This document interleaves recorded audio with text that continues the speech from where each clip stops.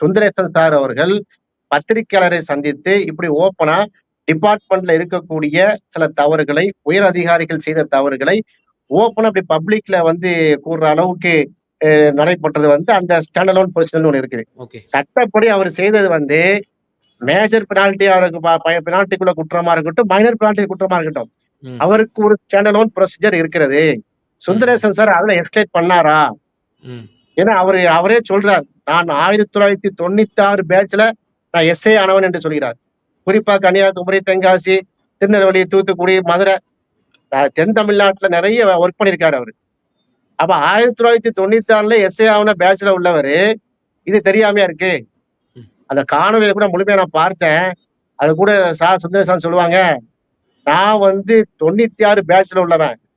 2008 பேட்ச்ல உள்ள இன்ஸ்பெக்டர் எப்படி நீங்க ஆர்டர் பண்ண முடியும்? கார தாங்கன்னு எல்லாம் சொல்லியிருப்பாரு. அதெல்லாம் ஆர்டர் ம்ஹ்ம். பண்ணலாம். அது அங்க ஓ! வந்து பேட்ச் சீனியர் சொல்லிலாம் கிடையாது.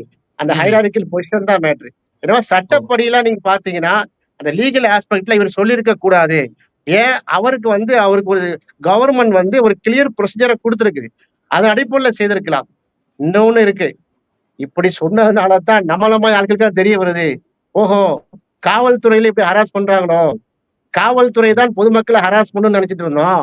இப்ப ம்ஹ்ம். காவல்துறைக்கு உள்ளுக்குள்ளேயே இவ்ளோ பிரச்சனை இருக்கு போல தெரியுதே! அப்படிங்கிறத ம். செய்தி ஊடகங்களுக்கு சொல்லியிருக்கிறார். ஒரு தீமையிலும் ஒரு நன்மை போங்க.